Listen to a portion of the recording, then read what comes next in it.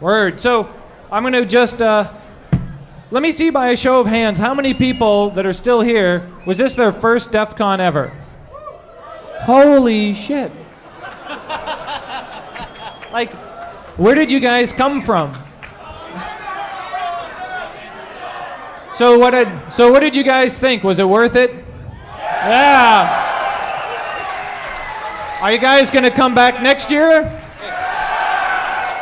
Right on. Very cool. Well, thanks for showing up for the first time. I was really worried that we weren't going to have nearly as many people as we did last year, but I was like a total loser on that. I don't know where you guys came from, but it totally rocked because you brought a whole not prison. You guys brought a whole new spirit that was really nice. There's a lot of new fresh faces asking a lot of questions, having a lot of fun. So it's really cool to see the con and the spirit of the con continue.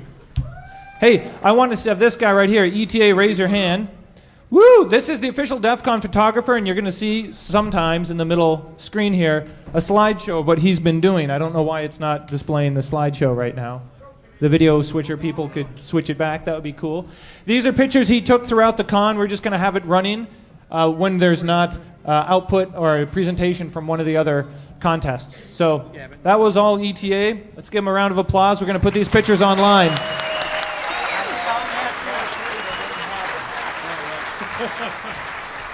Also, I'd like to say, how many people, by show of hands, at one point or another checked out the Twitter feeds? Wasn't that crazy? Like, nothing last year, and this year it totally dominated. It was really handy. And so, of course, we're going to be doing that again. That was pretty cool. We also had Neil and Nikita doing a lot of quick video streaming. How many people checked out the video feeds? Not that many, huh? Yeah, it was pretty cool. They're all going to be online as well, so you can check them out later. And that's something we'll also continue in the future. And then also, I just wanted to briefly touch on the badges. And I wanted to apologize for the badge screw-up, arriving late. And I don't know if some of you heard, but when the first batch of parts got stuck in Chinese customs, I ordered another complete set of badges so we could try to make them in time. And they got stuck in customs. But the first batch cleared, and that's why we have badges. So you can all guess what processor we'll be using next year. And there might be an LED on some of them. Because I have a lot of those, apparently. So for those of you into the badge hacking, start thinking about using that processor because it's going to be on the badge next year. Okay, one other quick thing. I wanted to thank everybody who is using the Defcon forums. It was fantastic for organizing all the events. And Cotman is around here. Maybe he's still here. I wanted to thank Cotman for being such a great moderator and watching over the forums and helping us not get hacked so far. He puts in a lot of time in administrating the systems there.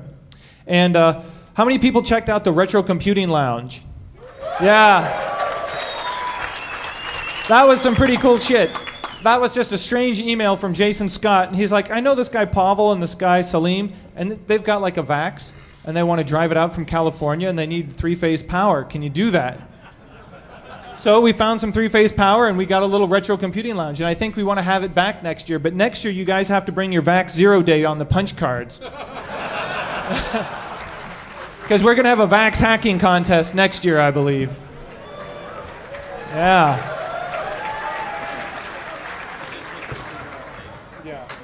Okay, with that said, I want to kick the official part off. I want to introduce my Chief of Operations, Second in Command, Zach, who's been helping out, running DEFCON for 16 years. 1 year less than me. So Zach's going to go through and acknowledge a lot of the different groups, and we're going to kick it off. So I'd like to introduce Zach and have him introduce and thank all the teams that made it possible. Okay, Zach, come on up. Right on. I think we can say this was a successful year. Yeah. Okay, so Jeff is responsible for kind of selecting all the content and making DEFCON the coolest hackcon in the world. Yeah. Rondo. But unfortunately, he can't organize his way out of a paper bag, and that's where I come in. I don't know about that. Oh, I do. So, for for pretty much 17 years, every year, I say to Jeff, we're going to have more people next year, order more badges. And in the last few years, I say, Jeff, get the badges done earlier. We had them done by May. Yeah, We had the badges done in May, Zach. You see, he said, I had one in my hand in February, and I'm like, did you have 6,000 in your hand in February? Okay, so generally you don't see me much. If you see me, I'm kind of running around looking harassed, or harassed for you Americans. So about 10 years ago at Defcon 7, Jeff didn't quite make it to open the con. And I'm like, it's 3 o'clock, fuck it, we're opening anyway. At that point, all the senior staff turned around and looked at me, and I'm like, hell no. So I looked around and I'm like, hey you, come here.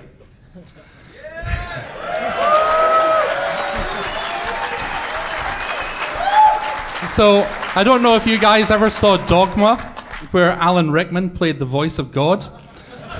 This is Priest, he's the voice of Zach. So normally when I want to kind of talk to you guys en masse, I use Priest. And this time I'm gonna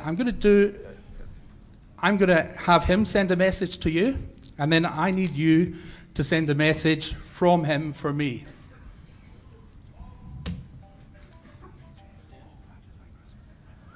Right. By the way, Zach spelled backwards is God. For those of you. We would like you all to chant together in synchronicity, "Hey Jeff, badges by Christmas, please." Hey Jeff, badges by Christmas, please.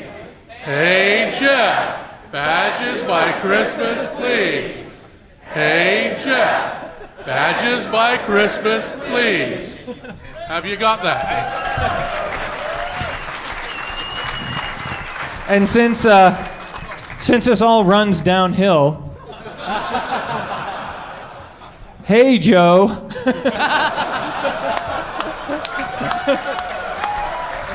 If you give me your credit card, I'll get it done by Christmas. Okay, so Mr. Moss, time to bust out that shiny Amex. Yep. Okay, so by Christmas, right? Thank you, sir. All of them done, right? I can't vouch for Chinese customs, but we'll give it our best shot. For those of you who don't know, the reason why we don't produce them in the States is because it's 300% more to assemble in the States. And so if I had to pay American rates to assemble the badges, you'd get like a bent piece of metal with like a blinky light on it. Or we would just be broke and you'd have like a really cool badge and then nothing else would happen at the con. So anyway, there's a reason why we assemble over there, but we're looking at other countries that might be a little bit more reliable. And yes, we're going to Germany. We're trying for December. Zach just loves giving me a hard time. Like, I don't see Zach for 9 months, and then he pops up 3 months before the con and is like, let's do stuff. And we're like, yeah, but we've been doing stuff for 9 months. See, it works both ways, Zach. Two thoughts. One, was it Truman who said the buck stops here, Chief? Secondly, I'd like to do a very special Spot the Fed.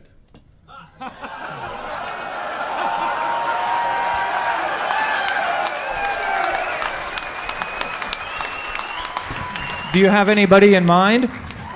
Nikita? You see, one of these staff here actually went over to the dark side.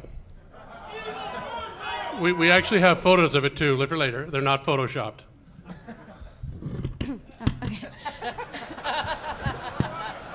So you wrote something in the program that it doesn't count because you don't have a badge. That's right. Well, I'm not a Fed. no, you have a badge.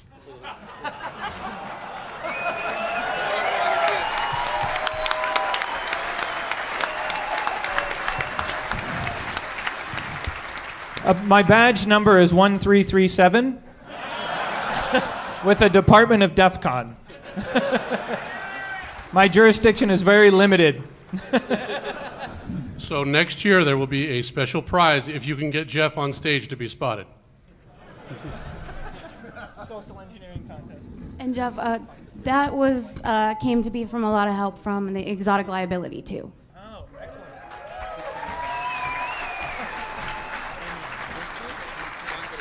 Okay, keep going. So, in previous years, we've tried to thank. In previous years, we've tried to thank everyone. Unfortunately, our staff just keeps growing and growing. For years, we get more and more organized every year. We used to literally throw Defcon together in like one day. Pretty much, Jeff would have the talks, and we'd actually do the organization on site the day before, and basically pull the con out our ass. We can't really do that anymore. So we've got a whole bunch of departments, and we're going to start with the goons in red, our security. They've been herding you around, but give them props because it's a nightmare to handle 9,000 people.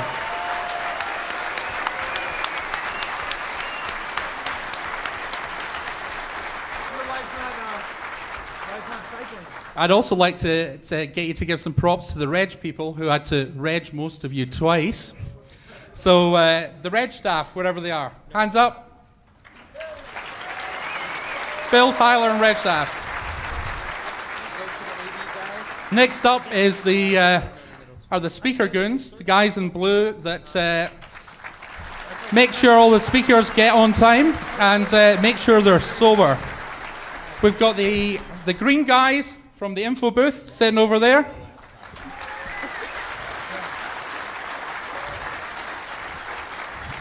Dispatch, who keep us all coordinated. You're going to be doing a lot of clapping. Keep it up. The guys from the swag booth, we had a new operation this year, and we tried to make things faster for you. So the swag booth guys who worked their arse off, and also to Ping, who created a lot of the swag for you guys.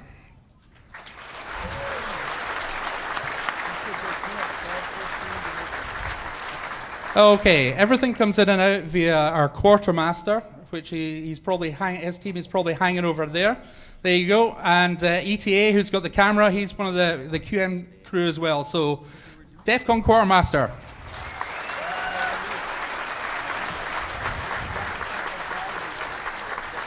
We've got the NOC team. Save your applause because they're going to be coming up and talking in a little bit. But they bust their ass every year. They're in a week early to get the network deployed. So, yeah.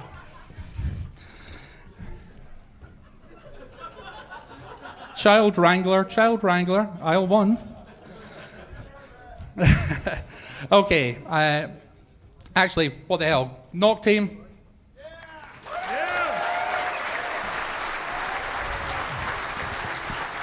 Okay, we've got Chris and the vendor team who make sure you've got lots of shiny to buy. Chris, where are you? Ah, yay!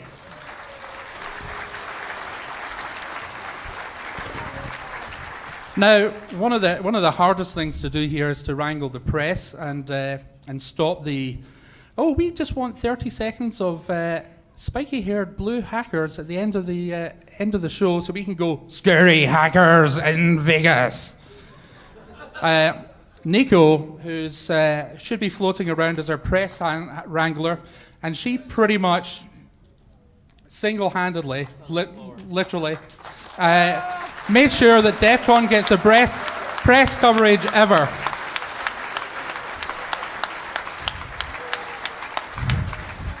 We've got Woz and Gonzo from handling. They make sure all our stuff gets to where it needs to be.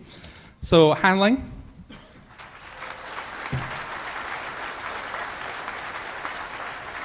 We've got Nikita, who helps schedule all the talks.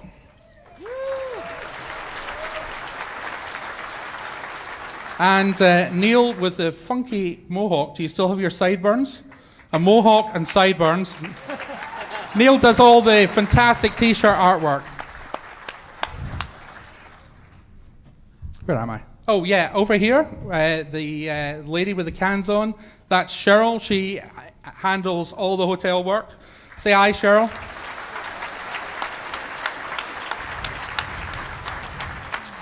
And finally, the contest guys, who you're going to see a lot of. Russ and Pyro. And finally to Jeff, who actually makes things challenging for me and a lot of fun for you. Give Jeff a hand.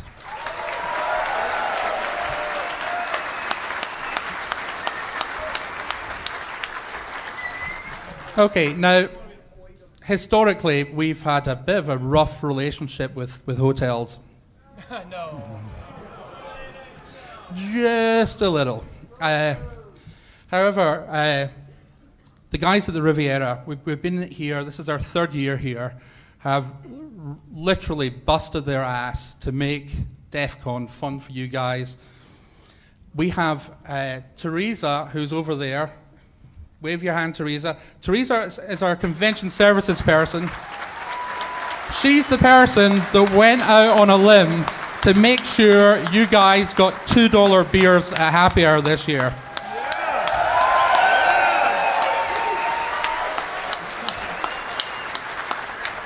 So my first Defcon was Defcon 2, and we were at the Sahara, and they had $2 beers there as well, 16 years ago. So that's not bad.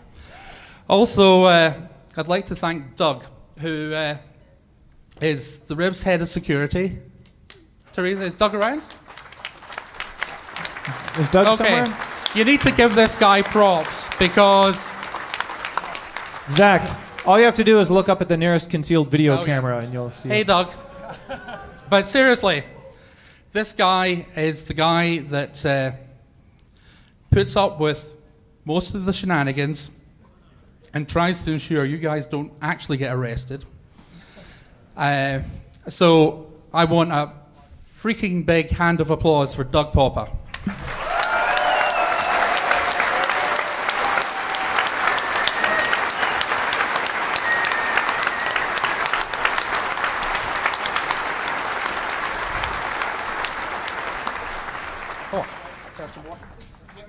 Sorry, I'm drying up. That'll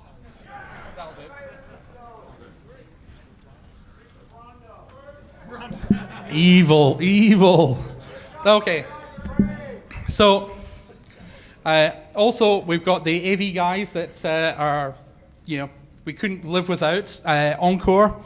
And also the guys from Source of Knowledge that capture everything so that you can take it home with you, and that Jeff can put the entire of Defcon on the Defcon website for free. And all of it.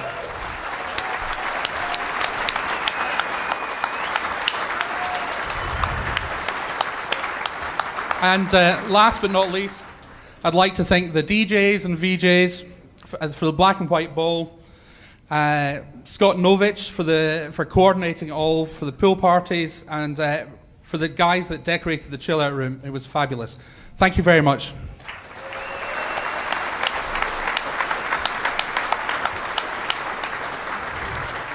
And with that, I will pass you back to Jeff. Thank you.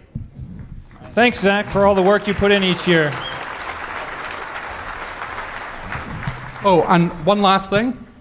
I just like to thank you guys, because you know what? It's your patience and your tolerance when there are kind of fuck-ups and things like that that really make it all worthwhile for me. I mean, you really guys, I have to say, I love you. Thank you.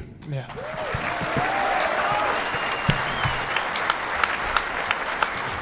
You know how every year at DEF CON you sort of have a DEF CON moment, and mine was after the 10,000 cent pyramid. I was checking out the Hacker Jeopardy show, which has grown up quite a bit. They've got these fancy graphics, and Wynn's actually wearing a tuxedo, not like an old shabby suit.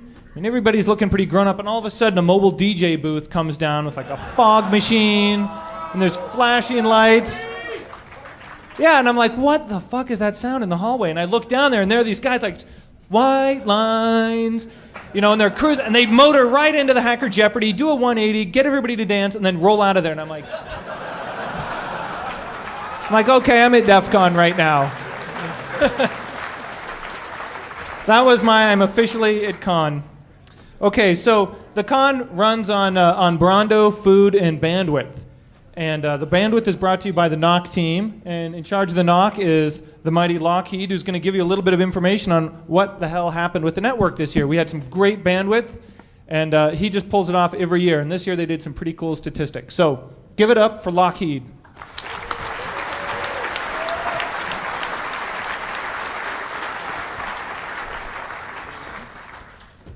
All right, who's still awake? From last night. Hey, sweet, it works. All right, so who here was brave enough to use the network this year? Oh, yeah. The rest of you work on that next year. All right, so give you guys just kind of a brief rundown. Like Jeff and Zach said, me and my team, we arrived here a week early for some god unknown reason. And we spent 45 hours over Monday, Tuesday, and Wednesday setting all this shit up for you guys.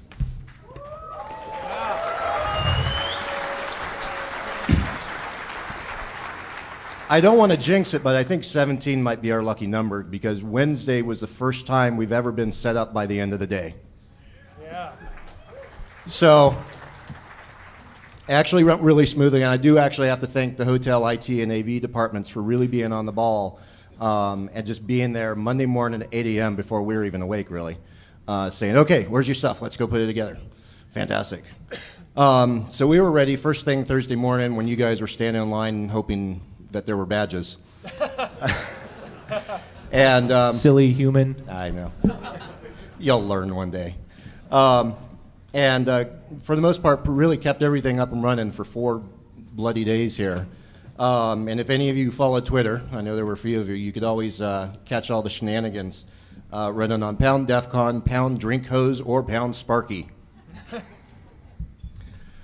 So when we landed, we had quite a to-do list. We worked really hard with all the department heads this year, all the contests, all the vendors, everybody, to find out, okay, what the hell do you need when you come in on Wednesday or Thursday and plug in? So we had quite a long list of work, including setting up the mobile tactical bar.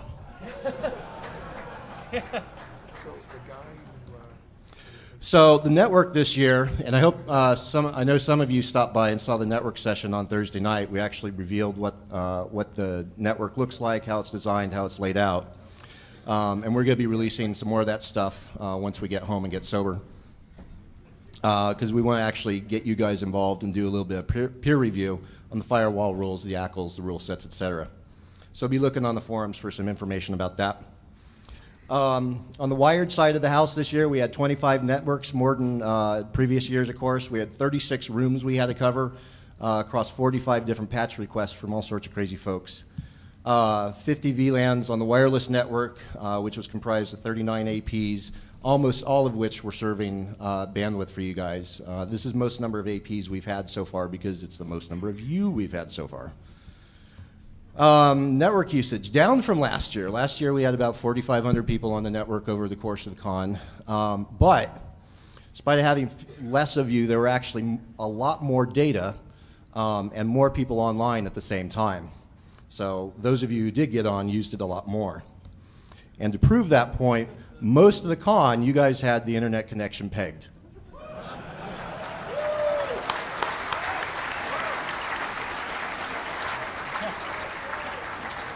So we've already been talking about getting more for next year, so get ready. That was 20 meg. That was 20 meg. 20 meg, yes. So as always, we keep stats on the wireless network, and up a little bit this year from last year. Good job. Give yourselves a round of applause. You've been busy. So I asked Louise earlier. Louise is my guy in charge of the Wi-Fi here, and he handed me these stats. I'm like, okay, DOS attacks, man-in-the-middle attacks, policy violations. It's a policy violation. You know, blah, blah, blah, blah. So really, it's just something we don't want you to do and we smack you for. Okay. Is that when they attack the rogue access points? It's rogue access points. It's just you doing bad stuff that we go, no, not so much. If we take a look at actually the wireless traffic itself and compare this against the 20 megs we have, you'll see that almost all of the bandwidth is actually being used by you guys. And we sat there, we were really concerned that we're pegging the bandwidth. Oh my God, people are going to start complaining. Nothing, can't get out to the internet, so on and so forth. We really didn't get any of that feedback, and we're like, okay, something's wrong.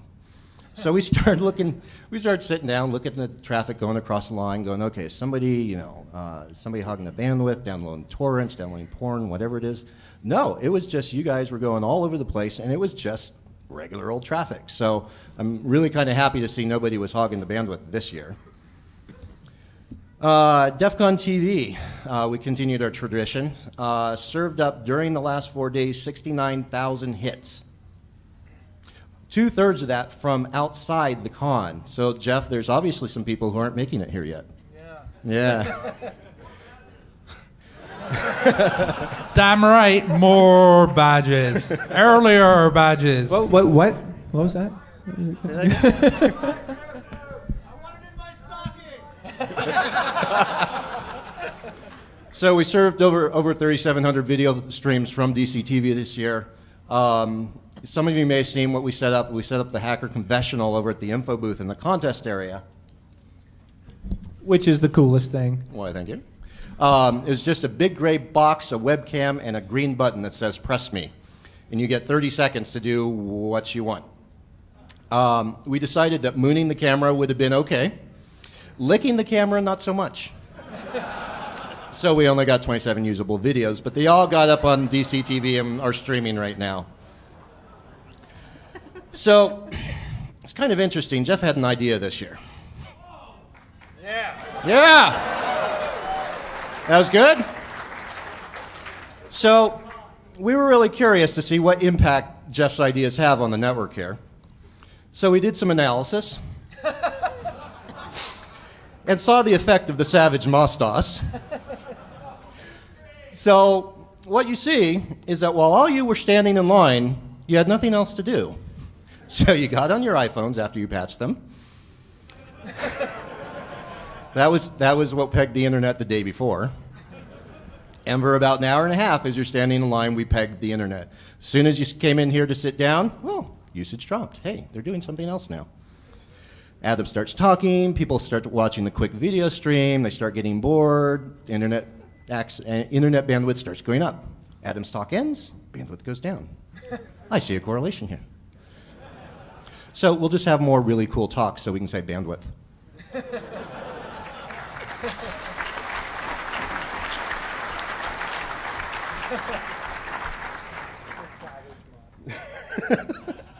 He likes that. All right, so that's really all I got from me and my team. Will my team please stand up? Now sit down. Now stand up. Give them a round of applause. Thank you. And as soon as this ceremony is over, we start planning Defcon 18, God Save Us All. Yeah, maybe right after. Thank you very much. Yeah. Okay. Just before you start. No, go up there. Did Yeah. you do dispatch? Go up there so it makes it official. Yeah. Yeah, do next is dispatch, and then we'll go to the contest. Hey, one last thing. I forgot to mention, I always forget something this year. Just give the dispatch team a hand. I think we gave them a hand earlier, but They work really hard. yeah, they worked their ass off. Thank you.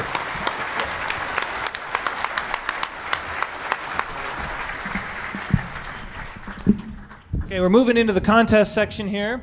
And a couple of years ago, some of you might have heard the story, but we're having some churn in the contests, and I really wanted to reinvigorate it, but I was so busy with the other functions of the con, I couldn't also step up and coordinate more things. And Russ had a brilliant idea. Hey, I think I know some people. Maybe I can help with some contests. And I was like, that is the curse. You just volunteered, sir. And so since then, Russ has been really fundamental in helping foster new contests, watch over them, so much so that he had to get a second person to help him with contests, Pyro. And so both of them are now going to go through all the contests and the results and let you know how it turned out. And to speed things up this year, we've got a stage over here with Pyro. Pyro! We've got Russ over here on stage 1, and what we're going to do is, while we're doing the results for one contest here, the next contest will be setting up over there, and we'll alternate to get through the contests faster this year. So let's kick it off.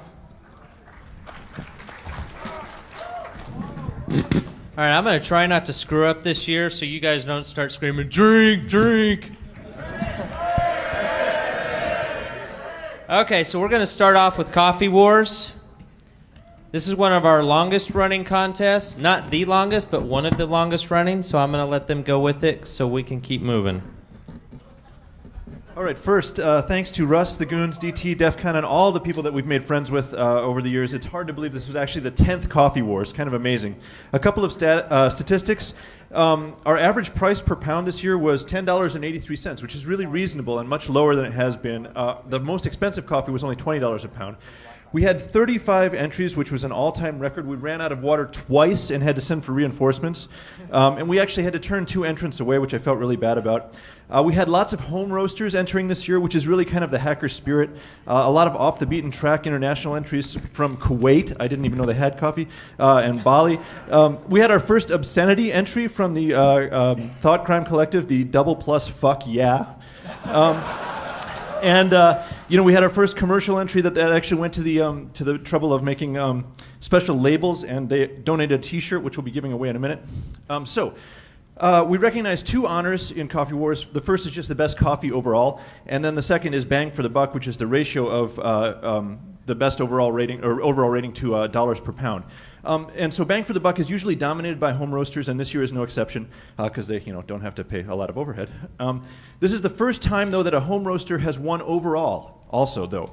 And also the first time that the same entry has won in both categories. So it's a very impressive coffee. And it was a decisive victory, too. Almost 2 standard deviations above the average score. So with an overall score of 7.5, the next closest was 7.0, and an entry titled simply Coffee, the Coffee Wars judges are pleased to award this year's championship in both categories to Agent X. Agent X.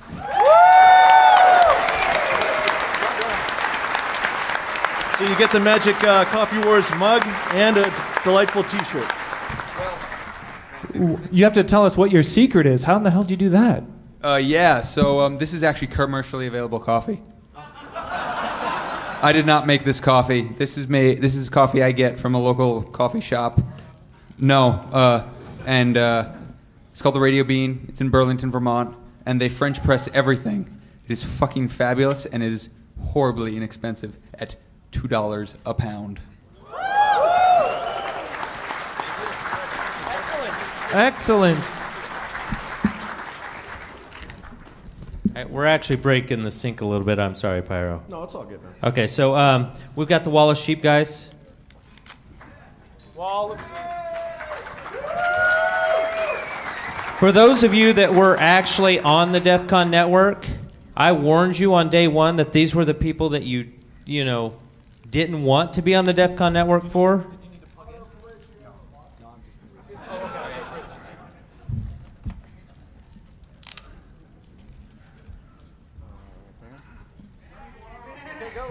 Hey, I'm Riverside. I'm with the Wall of Sheep. Hey, Riverside. So, anyway, the Wall of Sheep's a security awareness project that started over 7 years ago. Eat the microphone. Okay. Voice is a little raspy. I've been here for a long time. No, that's your job. Anyway, in a typical DEFCON fashion, we attempt to bring a bit of humor to a serious issue. Our main mission is to educate the masses in security awareness. It's been a really great year for the Wall of Sheep, and for all of those attendees that didn't protect their information, not so great. Especially the Twitter users. Each year we passively monitor the information being broadcast without proper protection. Unfortunately, we captured a lot of information that wasn't protected. This year we came across 2 really disturbing issues that really need to be addressed by the user community. The first one being too many people running around without protecting their RFIDs. This exposes employees to a breach of physical security, and if you use it for authentication, you possibly have just breached your information security as well. The second being the fact that a large number of unnamed antivirus vendors are failing to use encryption or protection for their subscription systems. So not only are the people that are out there wanting free antivirus grabbing your authentication, getting as much as they want, they're also using a really dangerous man-in-the-middle exploit and pushing down fake DAT files with malware using your legitimate antivirus product. So hopefully from this, they'll learn and do some encryption with that. We'd really like to thank Defcon and all the other people that supported us this year. In closing, we need to encourage the industry to really learn from the lessons in the past and encrypt, or you'll regret it in the end. One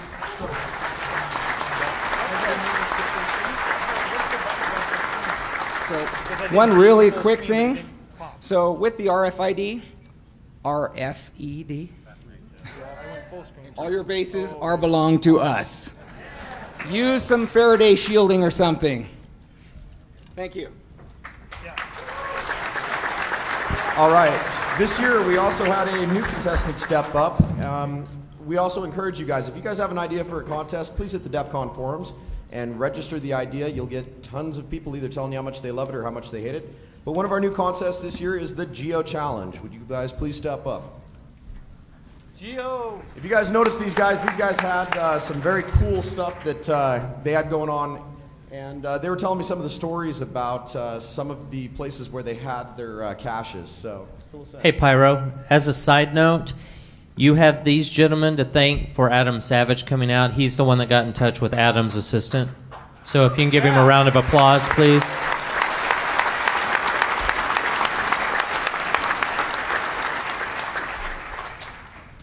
So we had this idea about 2 years ago to have the Geo Challenge, which is a geocaching contest. I posted on the forum and we got a little bit of feedback on there. There was a little bit of interest. And last year at the con, we kind of talked to more people and there was more interest, and GPS and geocaching was becoming more popular. So we decided as of last year to start the planning on this contest. And at the beginning of the year we started putting it together. So I thought, well, who can make the sponsor this thing? Closer to the microphone.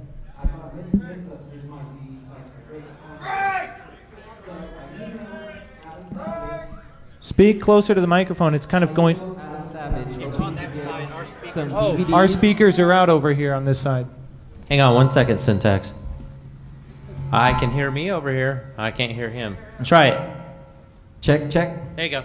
Okay. So I emailed Adam Savage hoping to get some DVDs or maybe some t-shirts from Mythbusters, and he emailed back at like 3 in the morning in less than 15 minutes saying, oh yeah, I definitely would be interested in helping y'all guys out. We'll send you some props from the show. So for the first place team, we actually got these nice kits that we gave all 3 members of the first place team. It contains a metal plate that was shot by a 9mm bullet by Adam Savage in a filming of an episode where they did bulletproofing, and a certificate of authenticity. So once we secured that,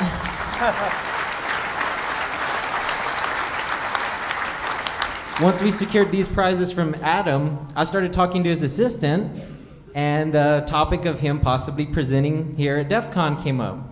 So they had to plan in between his filming of the show and everything, and that was like a done deal. He said, you know, definitely, I want to come. So that's how we got him here this year. We weren't sure like how many people we were going to have compete in our contest, but the results were overwhelming. We had over 12 teams register and over 30 contestants actually compete in our contest. 2 teams actually finished all of the challenges. There's 31 challenges completed. Consisted of puzzles, trivia, ciphers, number puzzles, word puzzles, and then actually going out with GPS coordinates and finding caches that were embedded with RFID numbers. Some of the geocaches that we actually put out there were a lawn sprinkler that was hollowed out, contained a note inside, a wall plate at a bus stop that contained an RFID in the back with magnets, and an escort card.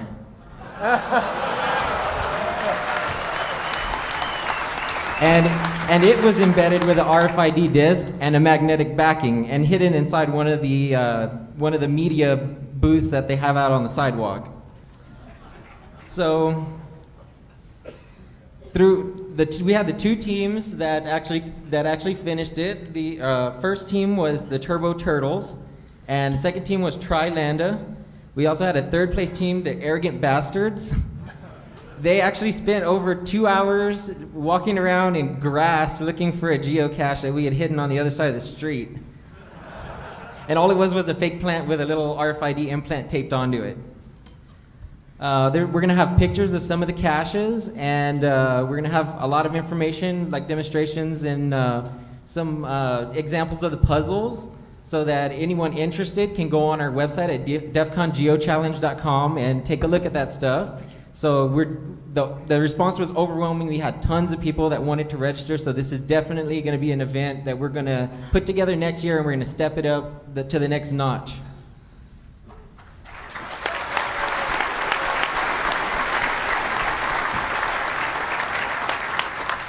One more thing, I'd like to thank the NOC, because the network, our contest was online based and it worked fantastic. We had absolutely no problems with the network connectivity. Everybody was able to connect to the website without any problem. Also, Joe Grand for help with the Parallax RFID readers, and Freescale for the microchip development kits. Thank you.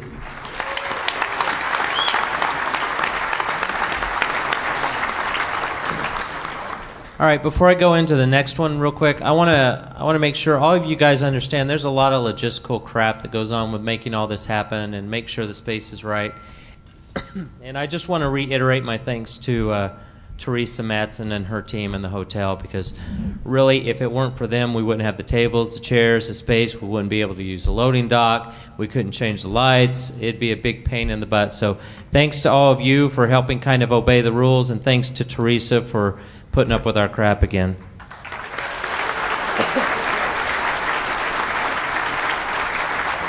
All right, so we're going to move on to the first black badge contest, and it's the Open CTF guys from DC 949. So come on up, guys.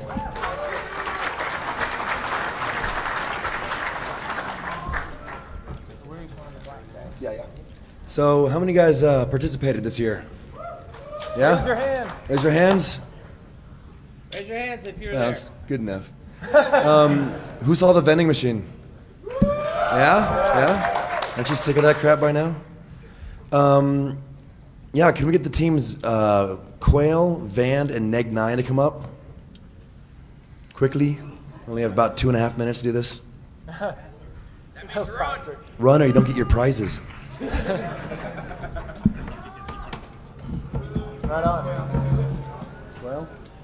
All right, so we had, these are the top 3 winning teams. Quail won first place, which means they get the black badge, as well as the coolest vendor prizes, and the DC 949 challenge coin.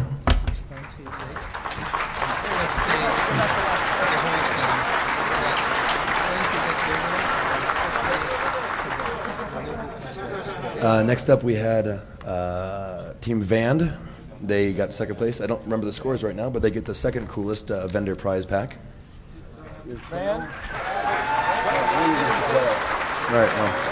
And Neg9 pulled in 3. Sorry, Neg9 pulled in 3, and they get the third coolest vendor prizes. So what was the trick with the contest this year? What was it like? Was it all offense, defense? Well, it was not so much emphasis on defense, but the hardest part was actually setting it up. A lot of logistics issues. But big thanks to Overdose and Int80 and Hackers for Charity and the other vendors that helped supply the prizes.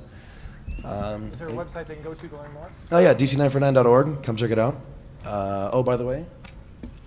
Who here drank Brondo? Blame him. This is the reason why there's over 70 cases of Brondo at Defcon, right here.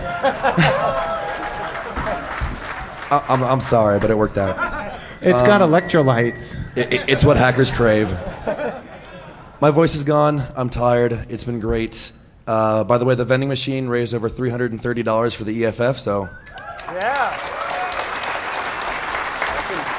You're going to pick somebody to get the badge. Who gets the badge, yeah. Well, they can decide who picks it. So. They ran off without the badge? Yeah. Thanks. Team Quail ran off without their black badge. Look how fast they run back. Excellent. Go ahead. So, any of you guys that have ever known me or ever spent any time with me know how much I hate World of Warcraft. We can have the audio on this. Still to date. Romer, hey, Pyro, hang on. We got to get the audio working on this side again. Okay, sorry guys. Testing, 1, 2, 3. Oh. We have to share, Russ. Otherwise we feedback. Are we good now? Can you guys hear me? No. I'll be really loud.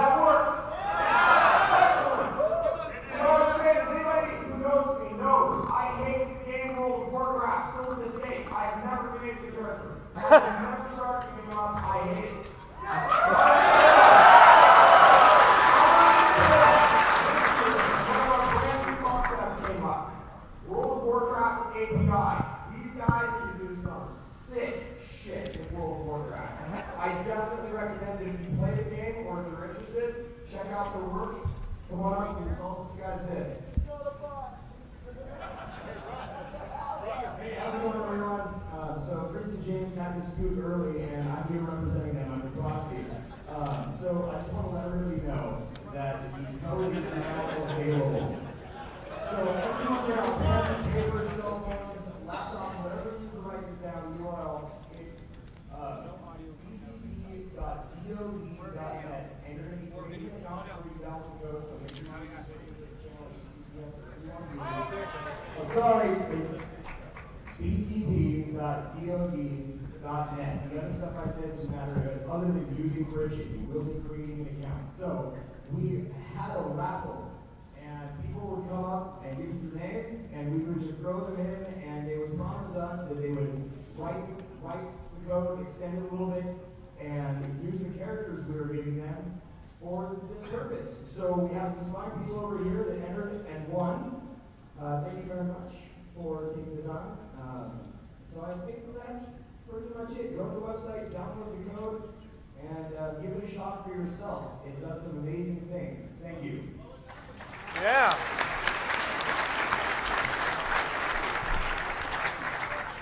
All right, URL one more time. I'm shouting. Sorry for that. It's P as in boy, T as in Tom, P as in Paul, BTP dot DOD as in Department of Defense, but not really. .net. That is where you can download the code. You'll have to create an account to do it. Please use HTTPS while you're doing your account creation, especially on the Defcon network if it's still on. Thank you. Okay.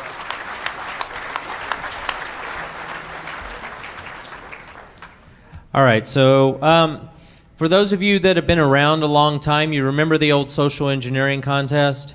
All right. With the All right. phone booth. Yeah. We had a lot of fun with that, but we had to take a few years off because there were some legal issues with that, and I think we've managed to work our way around that. The FBI guy's not so scared of us anymore. So we had Moose volunteered to bring it back with a few other guys, and they worked really hard to make it work this year. So I don't want to steal their thunder, but Moose, if you can come up and talk about it a little bit, I'd appreciate it.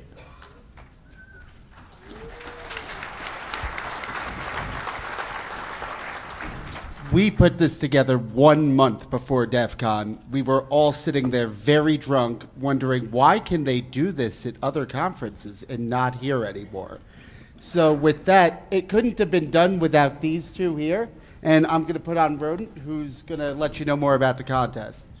All right, thank you. Well, let's see. It was brought to you by Not Kevin and Moose and the guys from Telefreak. We have Telefreak, free T-shirts.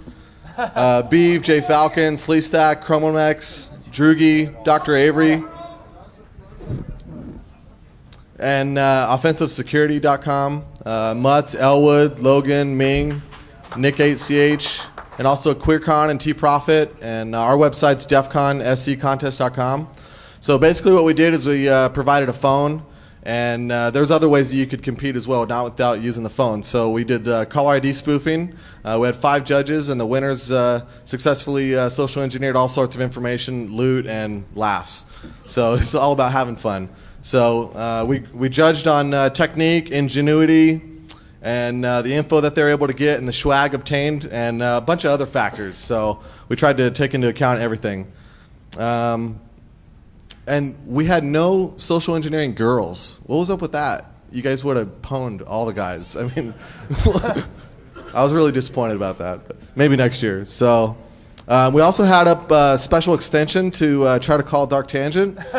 So don't worry, your number didn't get out, but Beeve has your number. And he wrote IWAR. So you might get an extra call or two. Excellent. So my number hasn't changed in 15 years. So, but you were busy. You didn't answer. Yeah. You're a busy guy. So we have some honorable mentions to Cypher FX. He worked Geek Squad for a bunch of free shirts. So if you want some free Geek Squad shirts. And then also I hacked. They social engineered the hotel. I won't tell you which one or anything, but it was really funny. And you can get more details at the Telefreak party. Mad Mex, he was a DJ contest winner. He went after people wanting to drop their docs for free money.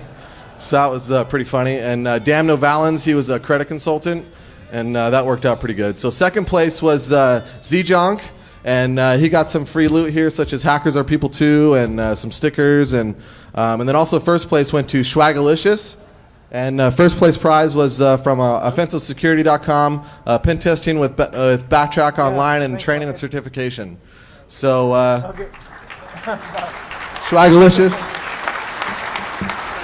Fat 32, Scott. So just want to say thank you to Defcon, Dark Tangent, the goons who made this possible, Nikita, Romer, Hackajar. On your side, are you going to have like any of the audio or any of the... No, we were unable to record. It was a 2-party state. EFF almost beheaded me. It was. Uh-oh. She has a lot of love. Like a whole lot. Uh-oh. What is that on your shirt? I heart Nikita. It's the Nikita fan club. Come on down, Nikita. Yeah.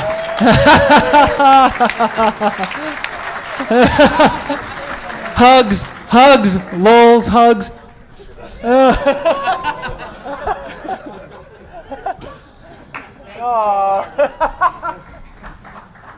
Come on, you gotta hug them all. There's a lot of Nikita love. Oh.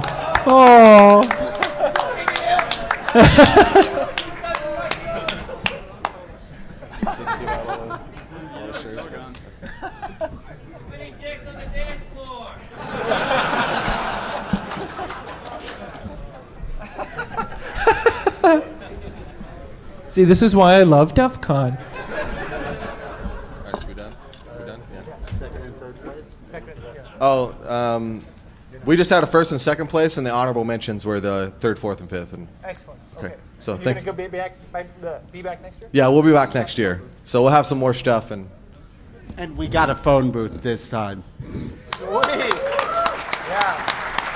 All right.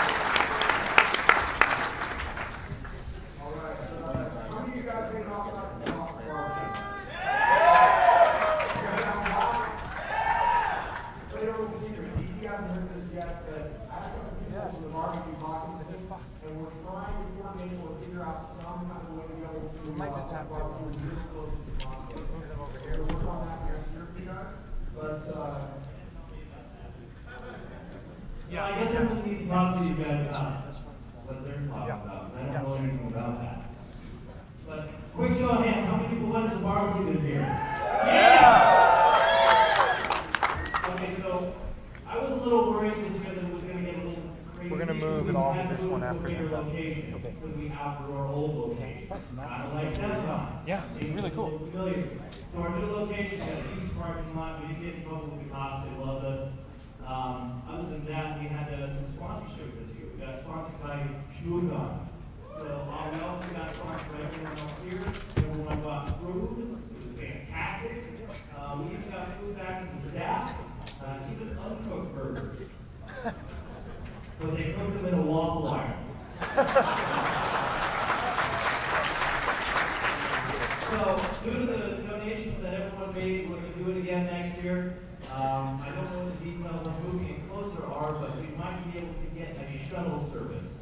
So that will make it a little more expensive. But, all right, guys, thanks again. We'll see you next year. I just told Sarah to move Proctor's doing it right now. Okay. Yeah. All right, so we're on to our second black badge. How many of you have heard of the mystery box? All right, yeah, this is by far one of the most popular contests at Con. It's also the reason that Lost doesn't get any sleep at all for like 2 weeks up until like 7 p.m. today when he crashes for about 3 weeks. So I'd like to bring Lost up and let him do his quick spiel about it.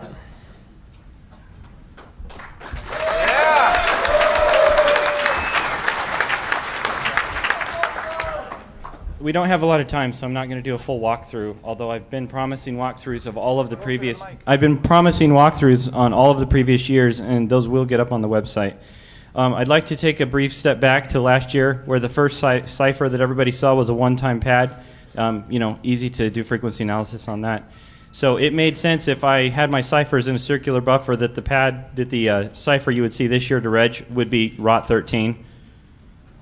And I happen to own most of the contest people with ROT 13 for several weeks. So those of you that understand what that means, I would like to give special mention to somebody who liked to remain nameless, who did not compete but actually solved the reg challenge within 32 minutes of it being posted.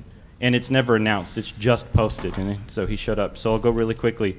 All the teams at the very beginning received a sheet that looked something like this.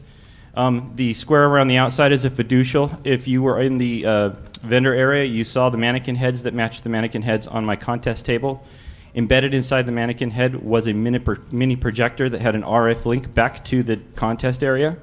So when the teams were triggering things in the contest area, they were actually triggering things in the vendor area as well, and they didn't realize that.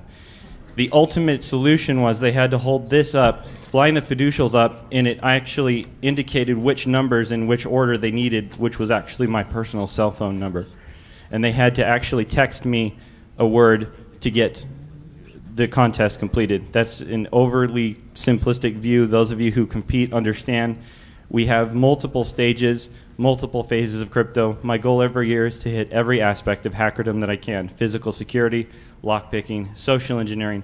I made a real push this year to get the teams to interact with each other because it's all really about getting to know each other. So, and I did have foreign languages. We had both Korean and Chinese represented here. And in the past, we've done other languages as well. So I try to hit on everything. It tries to be an all-encompassing contest. I would like to announce publicly that I think last year will be the last year for the mystery box. I think I'm going to do 5 years, and I'm going to call it quits. So we'll see what happens next year. The teams are done. I have limited time, and the teams are dying to know who won because they still don't know. There were stylistic ramifications of things that happened. It was very close. I'd like to thank by the way, the super bad DVDs were going to go to the last place team. I had 50 of them, but I figured it was too insulting, so I didn't give them out. We just gave them out to everyone else. So without further ado, and I just want the first place team to run up really fast because we're running out of time. So I'm going to tell you who third and who second are, and then I would like the first place team to come up. And so third place, by one mistake, dropped down to where they are, and that was Dead Code. Could you guys stand up? Dead Code. They're over here.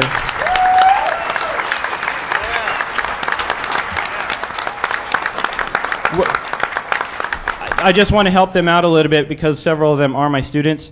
We had a famous cryptographer speak at this conference. His first name is Bruce. We'll leave his last name out of it. If you received a deck of cards at a conference where someone named Bruce, who may or may not have influenced a crypto solution involving a deck of cards that was in the book Cryptonomicon, you might know what the cards were used for. They corrupted the order of the cards, and that took them down to where they were. Second place is an incredibly close tie, and I have to give second place to two teams this year. So if I could have Security Catalyst and Mobile Disco stand up.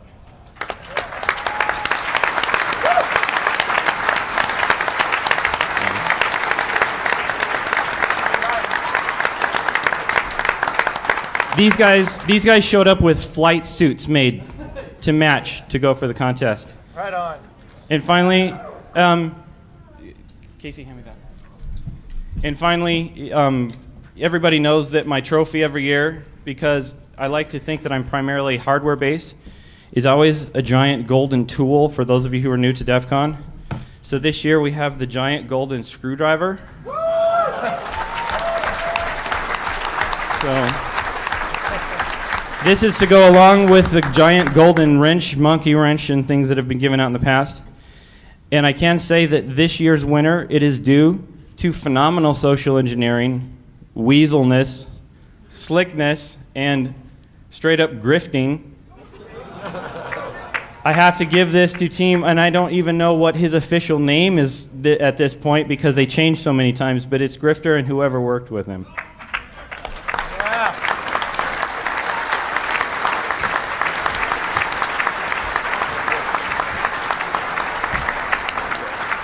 What was your secret drifting technique?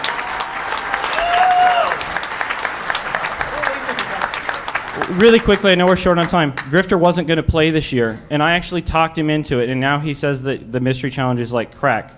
So those of you who don't know what the mystery challenge is, do me a favor. Don't come up to me and say, what is mystery challenge? Instead, talk to someone who's been in it, because they give a non-biased opinion. So, thank you.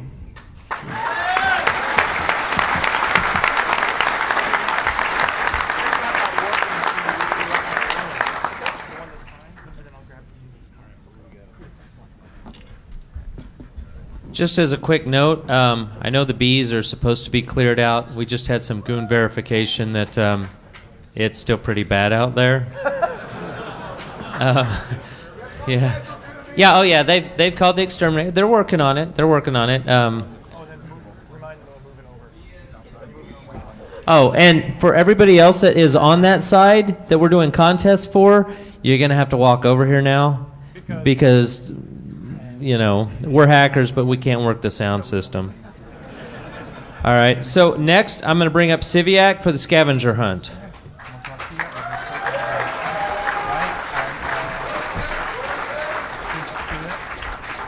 Hey guys, I got nothing. I was gonna write my speech over there, but I got really drunk over there, so yep. You done? All right.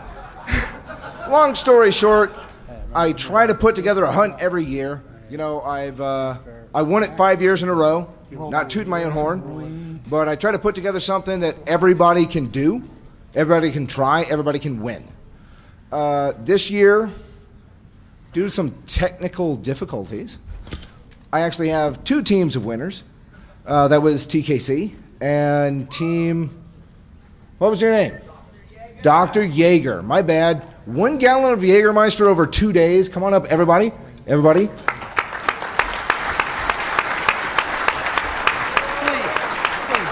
Today, we do have to check out at some point. You know, honestly, as a tribute to everybody, it's a scavenger hunt. It's finding what needs to be found in the least possible time. I scavenged their prizes myself, personally. They'll probably win a used condom. I'm really not sure right now. Yes! Is it yours? That's kind of creepy. Really, we got dumpster diving, we've got social engineering, we've got a little bit of everything. Just the competing teams interpreted my list and did the best that they could. Now, here's what I'm going to do. I'm going to, A, ask everybody to clap because these guys busted their ass.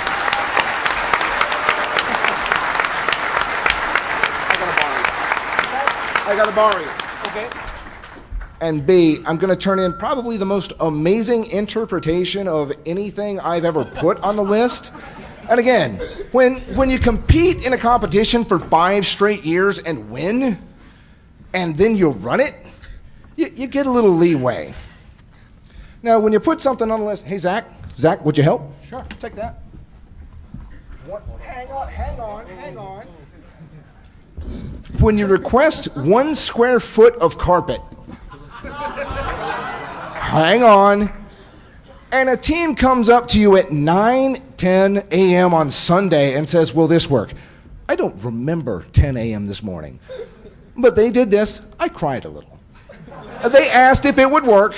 What do you guys think? Come on now.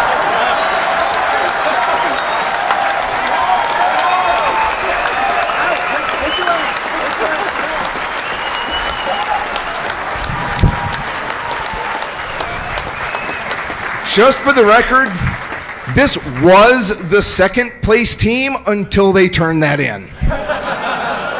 Let them know. Guys, it's a lot of fun. I look forward to doing it next year, and see you at the pool. We still beat you. No, you cannot have it. Dear Alexis Park, we love being there, and we'll be returning your carpet this evening. Thank you, lawyers.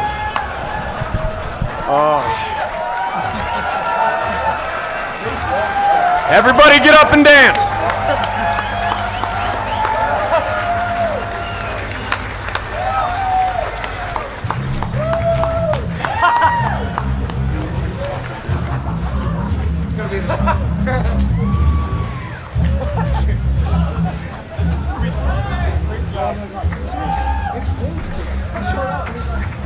You better clap for that man. Flea is mixing that while walking.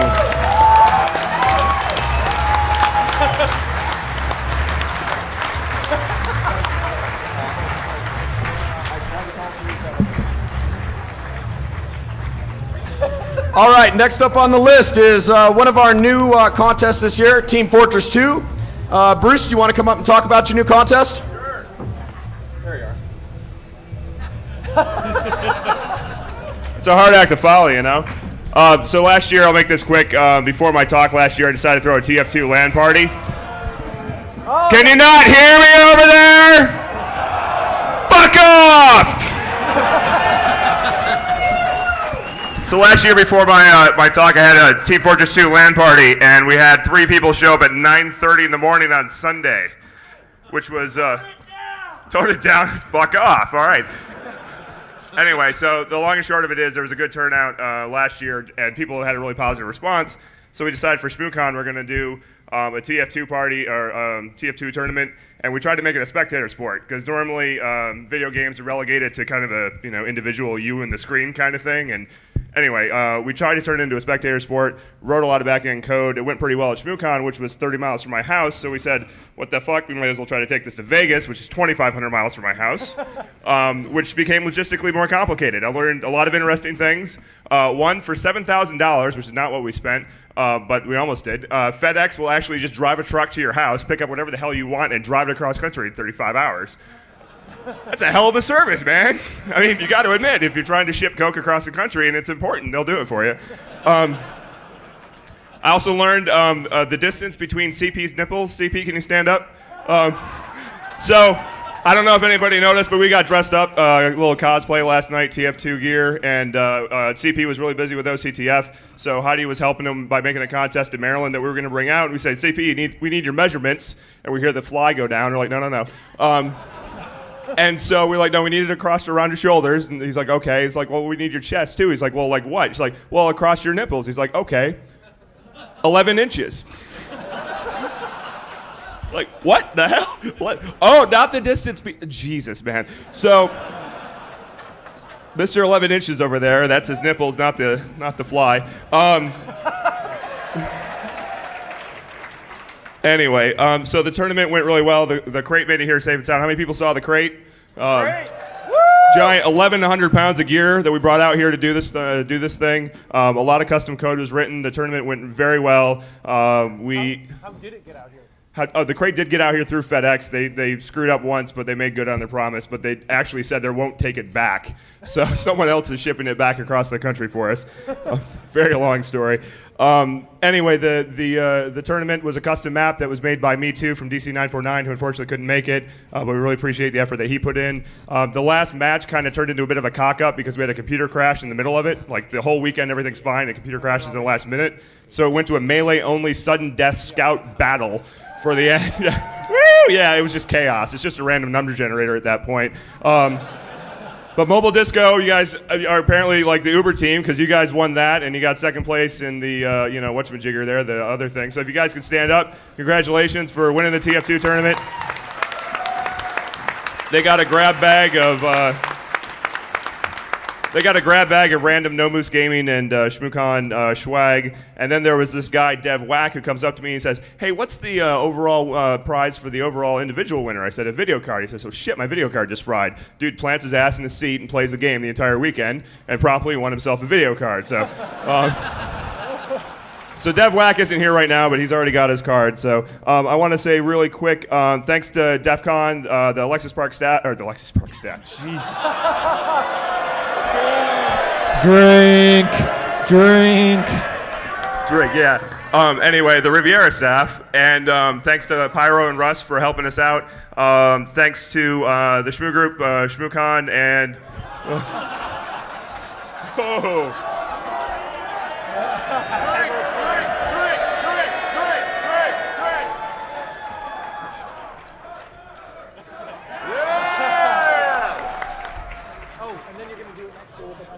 Yeah. So, holy shit. No Moose Gaming, Frank, and oh my God, I'm gonna die. Logan, Nick, and Travis. Jesus, we're all a big help. Real quick, we're gonna do this again next year. What we're gonna do is have one day of regular gaming, and then we're gonna have a day of actual just unlimited, unrestricted cheating. Okay? I'm serious. So we had a talk this year on cheating in TF2 and Source Engine. We're going to give you a lot of time and lead up to think about this and how to do it, but it's seriously going to be one day, bring all your best cheats, bring your best bots, bring whatever, and we'll let them all have it out in the room at once and see who's the best dick in the world. So, anyway, really thanks a lot, folks.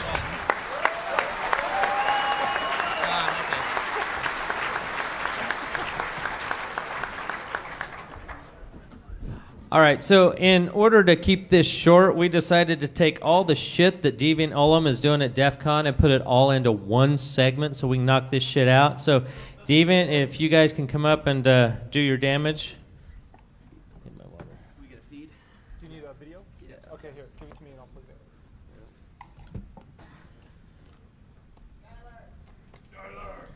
it. Let's give him the Jeopardy tune. Do, do, do, do, do, do, do.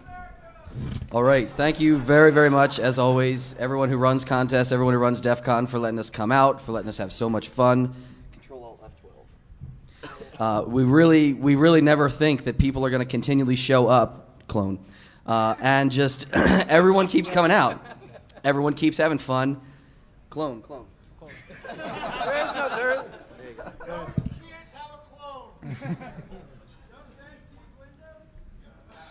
We got it?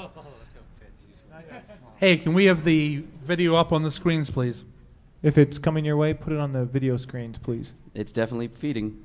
Okay, great. Yep. So we'll just wait until, just keep talking until it shows up. Okay, while we're up here, can we please have Skylar, Valenex, Shane, Pentac, Chuki, Jagor, please get up here really fast. Now. So while they're running up, again, thank you to everyone who came out to Beer Cooling. It was fun. The teams never cease to amaze me, what they're going to show up with. They always have a good time. We blow through a lot of it really fast. And absolutely, I'm always impressed. This year, Team Sax, they had a great cooling run. They had a little bit of salt. However, we had to knock them to third. Team Hebrew was second place, always the best attitude. Team Ad Hoc dropped a beer from 80 degrees to 30 degrees in 22 seconds, was our champion again. Okay. Well, it's out of order. That's fine. Do it. All right.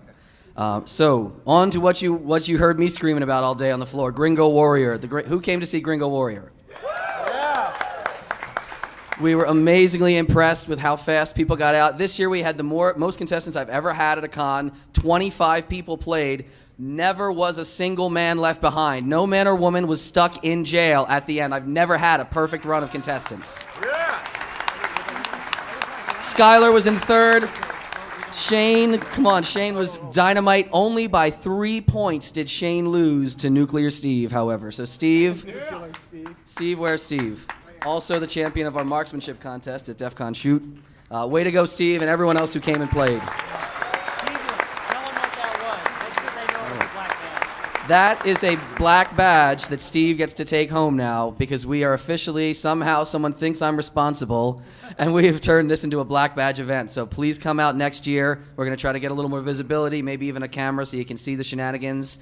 How many people like the fact that our inflatable guard died in like the second run? So the next contestant became the guard each time, and we had people tackling each other in the middle of a lockpick course. It was wonderful. Oh, you're gonna have a distraction. Yeah, we're gonna add so much more fun next year, and I really can't wait to see how it all develops. So thank you very, very much. The winner not only is getting that, but he's also getting this Ninja Pick set. We're gonna give away a passport drive, some other things. I'm so pleased that everyone has so much fun with this. Thank you. Whoa! Hey, Babak.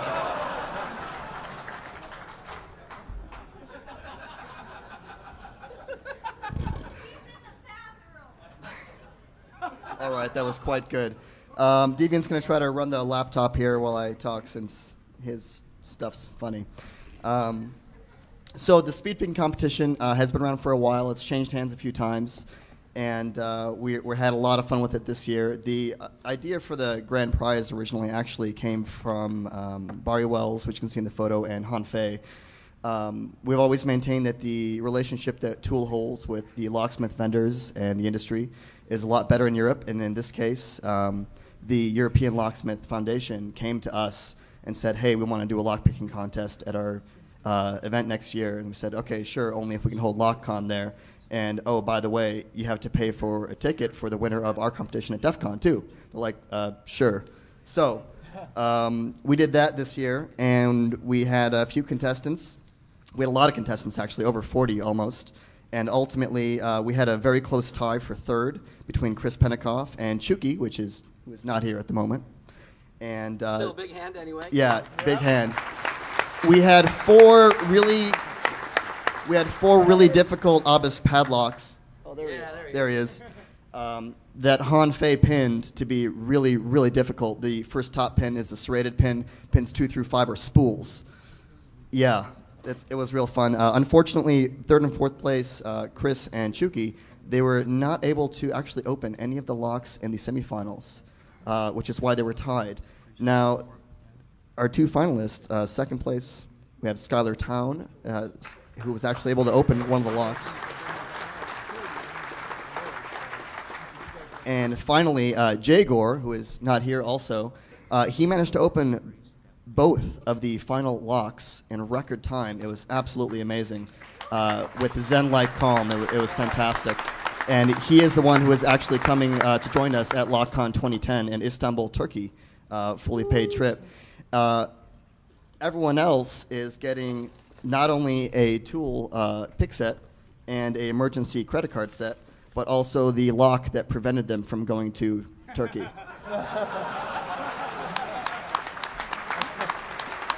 Thank you, guys. Thanks for everything. Thank you to my staff, my team, who fucking slaves away in the village. Come by the village. We love you all. Thank you. See you next year.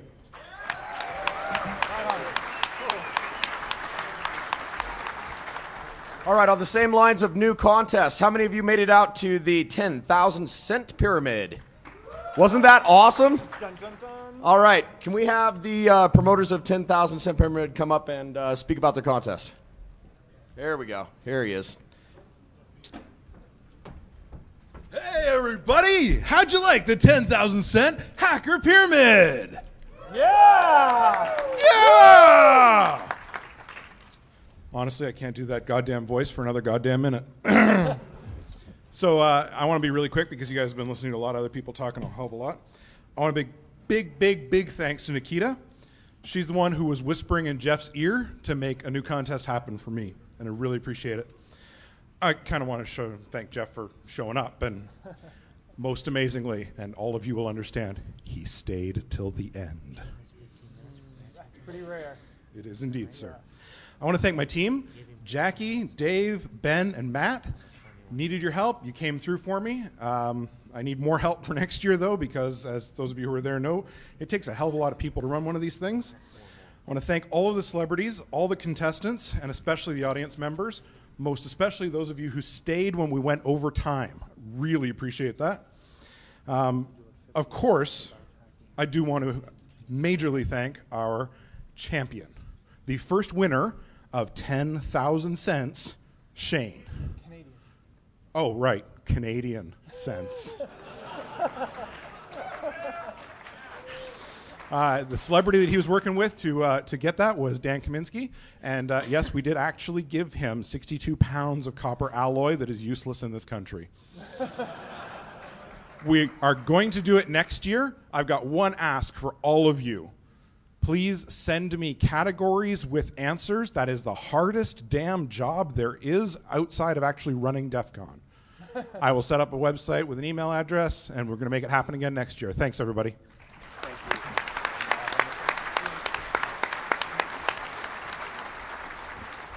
For our next Black Badge competition, I'd like to invite Joe Grand up to the stage to talk about badge hacking. Please welcome Joe.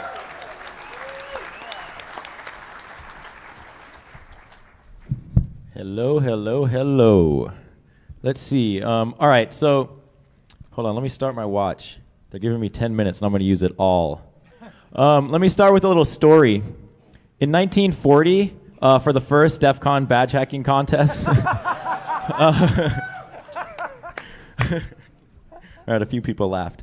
All right, actually, so before I get going, I want to thank a few people, and I think I end up doing this every year because they're sometimes forgotten.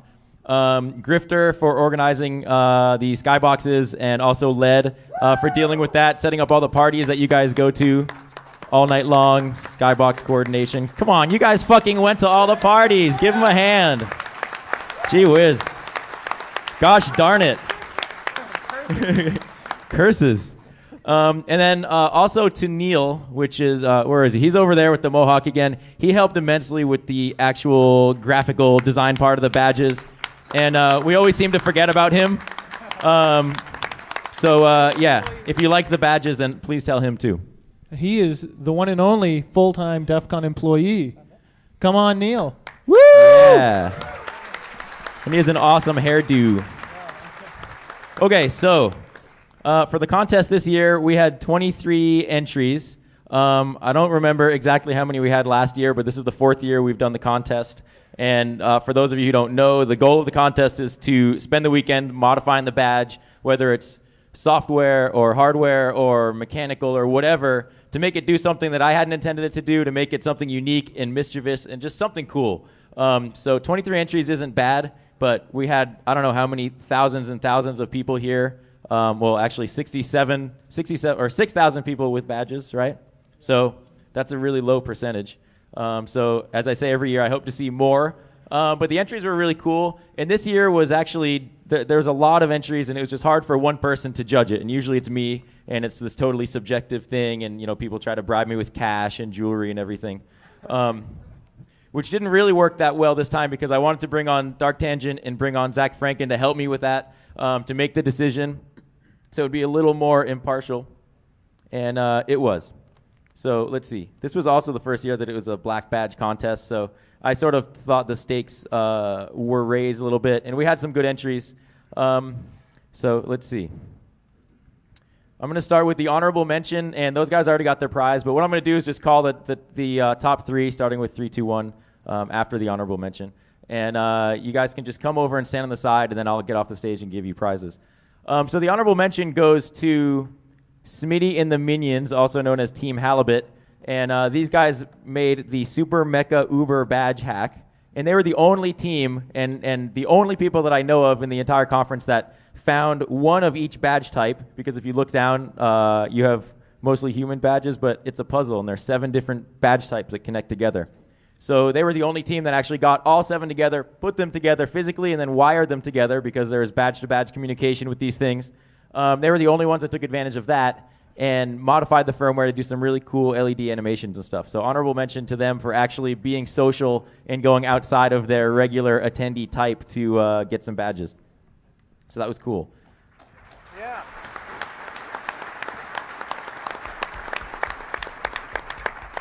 So I do need to mention too, there were so many really cool various hacks. You know, whether they're fixing bugs in the code or doing software stuff, or lots of bling and LED related stuff. But the top 3 that won were 3 that DT, Zach, and I both went through. All of us went through the list individually and marked off the ones we liked. And these 3 were the ones that all of us liked without even really paying attention to what anyone else had looked at. So here we go. So 3rd place goes to Solder Guy.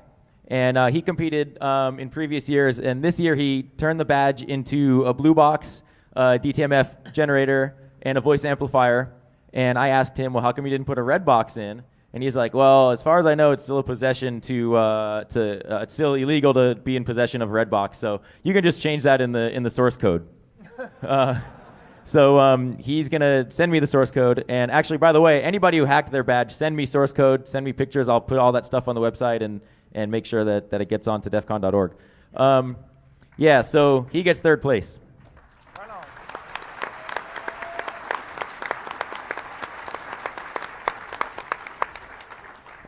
Second place goes to Team Hack the Badge. And where are they? There they are. Okay, they're the guys over there in the corner with that blimp-looking thing. They created something called the sound-fearing blimp.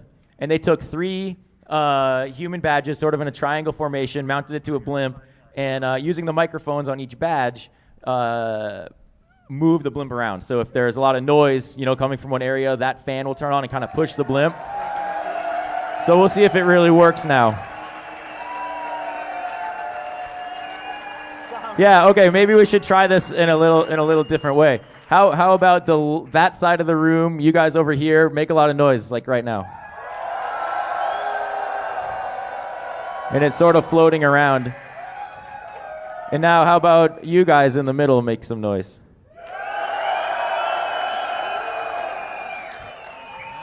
So it's kind of getting pushed away. The motors are going. They're tiny motors. And I guess you guys can make noise, but it's already running away from you, but you can try. And now it's sinking. Yeah, this is also the only contest that used three badges communicating together. And there's actually all sorts of other badge-to-badge communication that they've implemented. So I don't know. It's kind of cool. It's an interesting thing.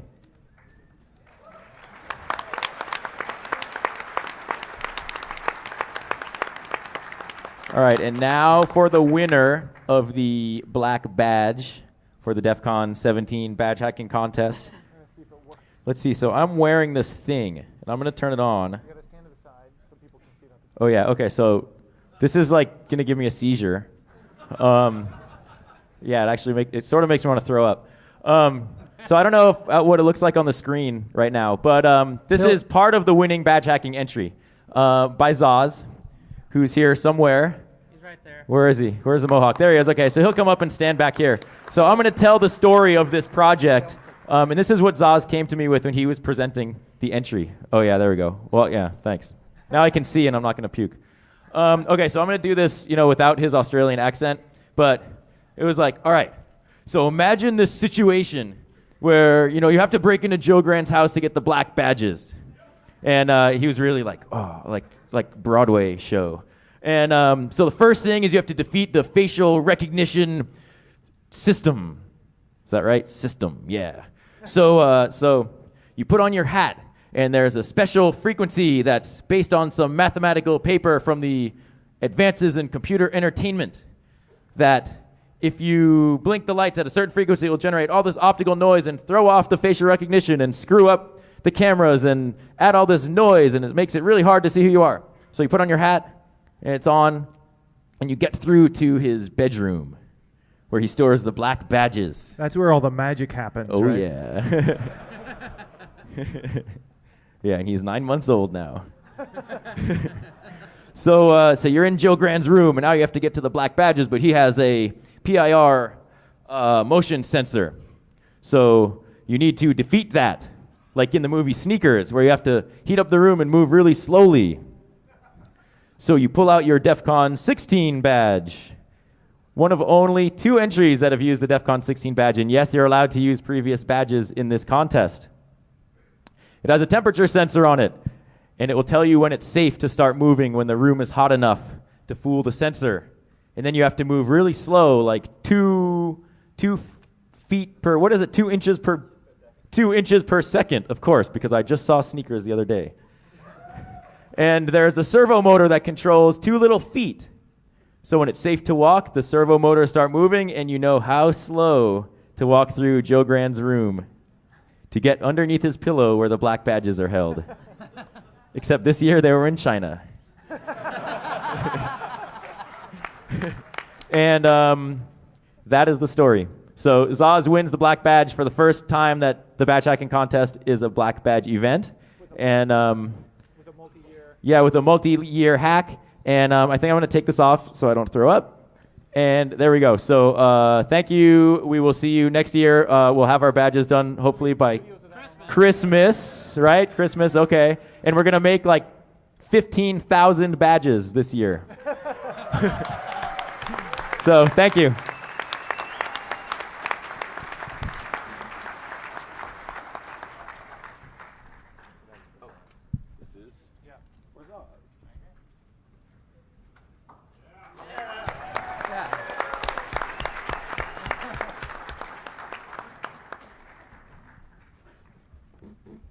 All right, so we actually missed this last year, but we had the cannonball run again this year, so I'm going to call Tommy Pickles up to give his quick spiel on this.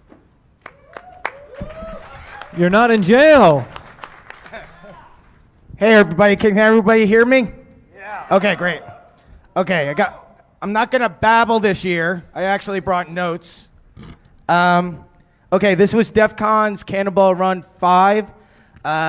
It wasn't annual the last couple of years because I moved to New York. I also have lots of points on my license.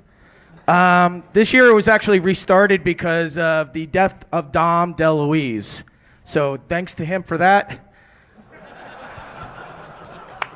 The funniest story this year was I actually got pulled over on the way to the start line in Redondo Beach.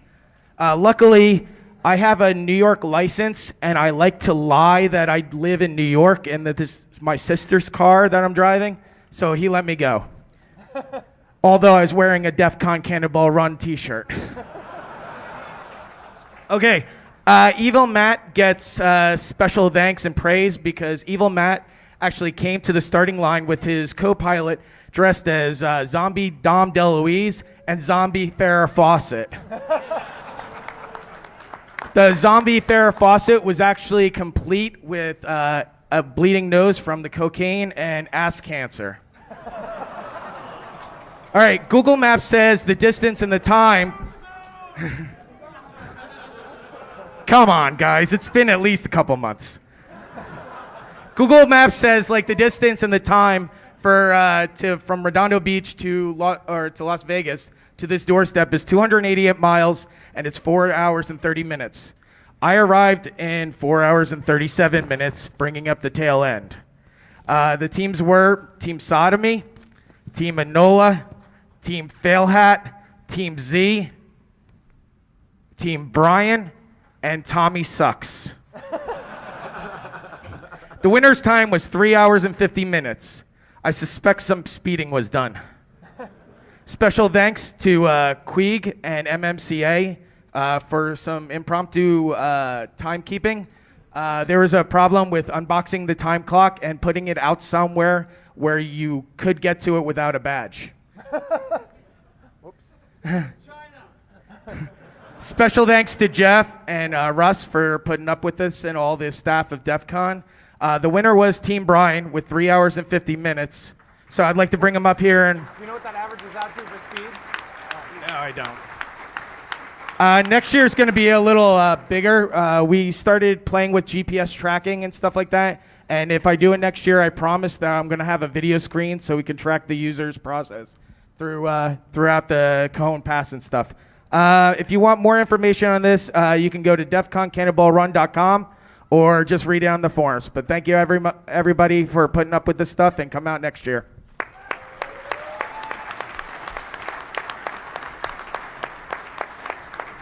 Oh, and this is a signed copy of the movie Cannonball Run, but it's signed by me and El Jefe, so it's probably worth about $3.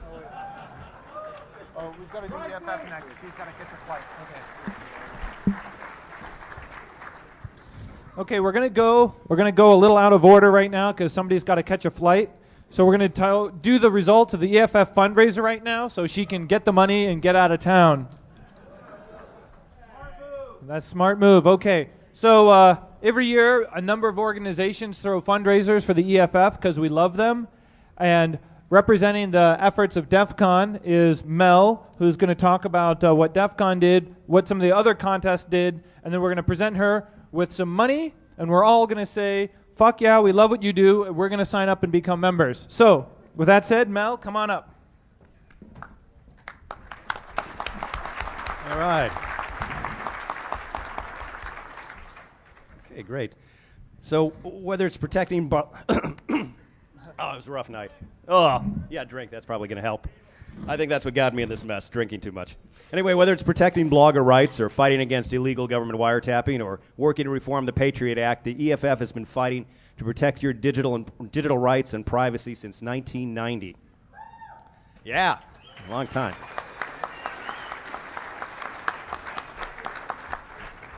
And, despite a tough economy that we're all suffering through, you guys turned out in record numbers to help support the issues that should be important to us all. And whether that was buying Brando for $1, it's got electrolytes, or writing a check, or anonymously kicking in a stack of unmarked bills, we got it from all different corners. So I'd like to get a big hand for all who contributed out there. Thank you.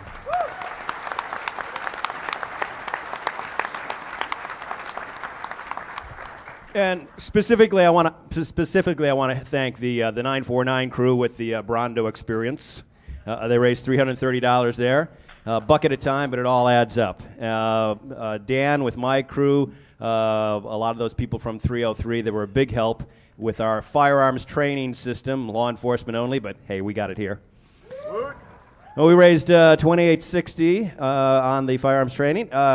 The fabulous art of Eddie Mize brought in $1,107.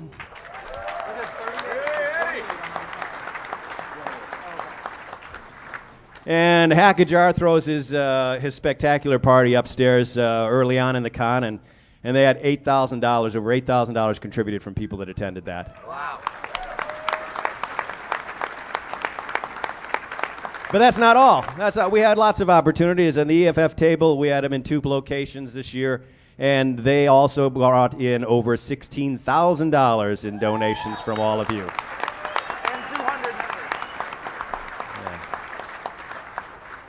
So the Defcon staff and myself want to thank all of you who contributed in any way. And to find out a little bit more about the EFF, go to EFF.org, find out ways that you can get involved there. And with that, I'd like to bring up DT and Alyssa from EFF for the check presentation. So, I'd like to mention that also over about 200 new members signed up. So every year they get stronger and stronger, and that's a great thing. So we've got the box full of cash from everybody, all the different contests, and then we also have a check from Defcon. Every year I like to round up what we generate with the FAT system, so we're rounding up the $2,800 to $10,000.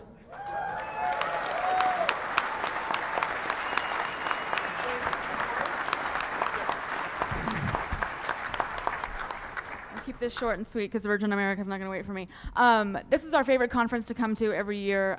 We get so much love, both verbal and financial, from all of you.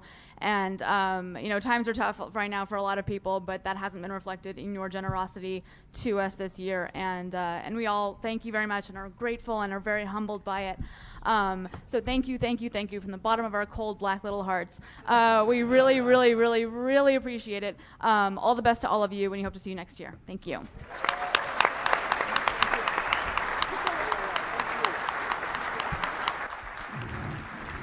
All right. So with that, we resume. There's only 2 more announcements to make, and then we do our special closing performance.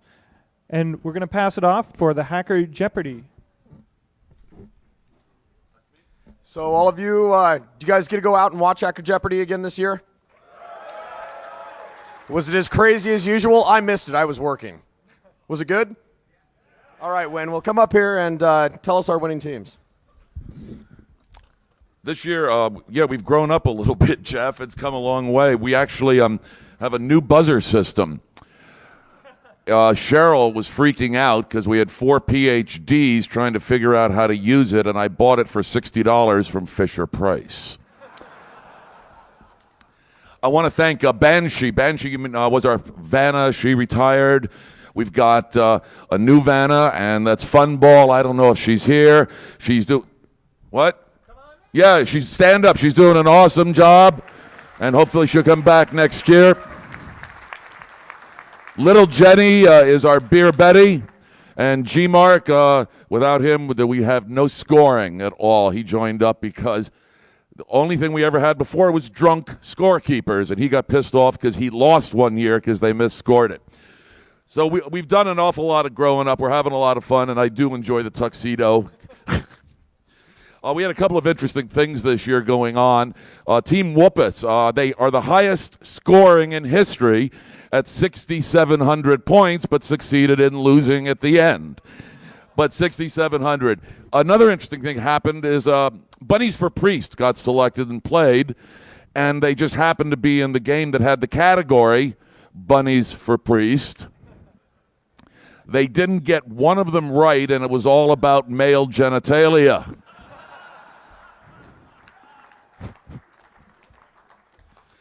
So it was an interesting evening, to say the least. We've also had some Humperdinck Award went for one of the teams that actually consumed 20 beers in under 30 minutes. Yeah, give it up for them. I don't know how the hell they did that. And then we had some other teams that did really, really, really miserably. Horrible. Yeah, there was a security vendor team, an evil security vendor team who absolutely, totally sucked. And I'm not allowed to mention their name because out of embarrassment, and it's all going to be on YouTube, but their initials are McAfee.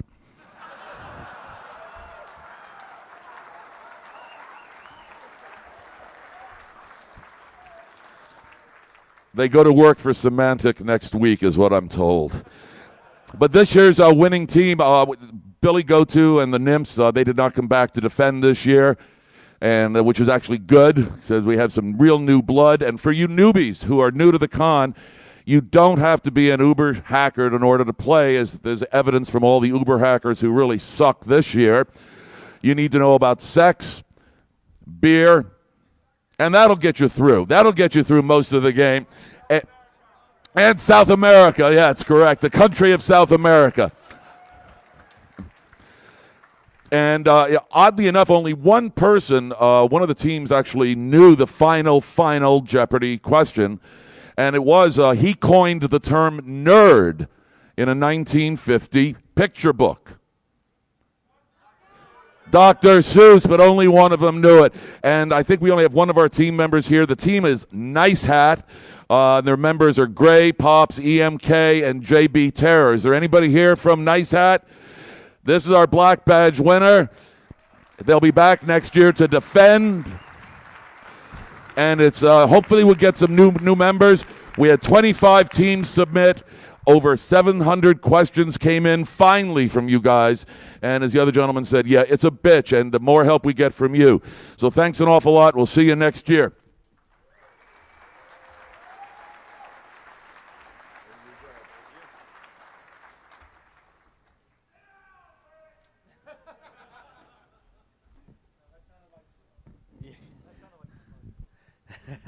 Was that G-Mark? Oh, D. All right, so we've got one contest left, and it's Capture the Flag. So if I can get the Benjitsu guys up here. DD Tech, sorry. We'll get that started. As many of you know, this year we have a new team organizing Capture the Flag. It seems, yep. After 3 fantastic years, they knew the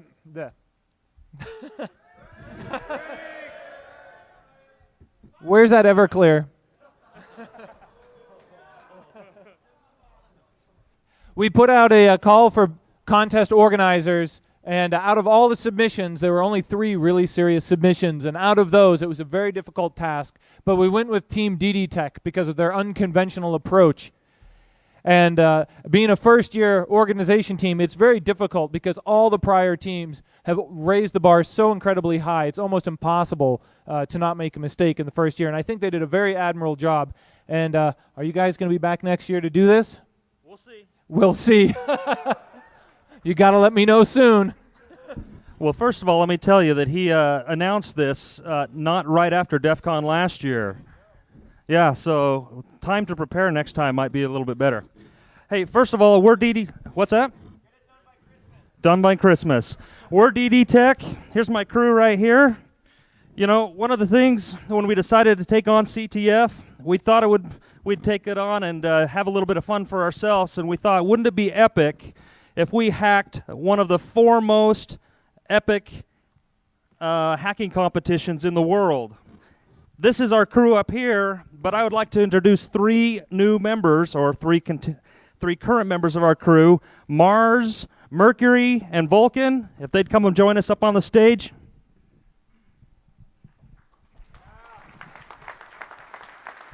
And I'm going to pass it to Mars.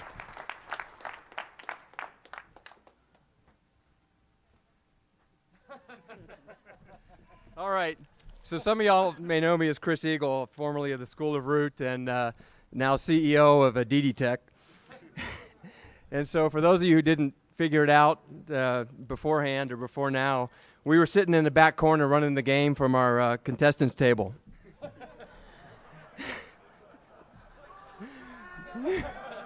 Okay, well, we won.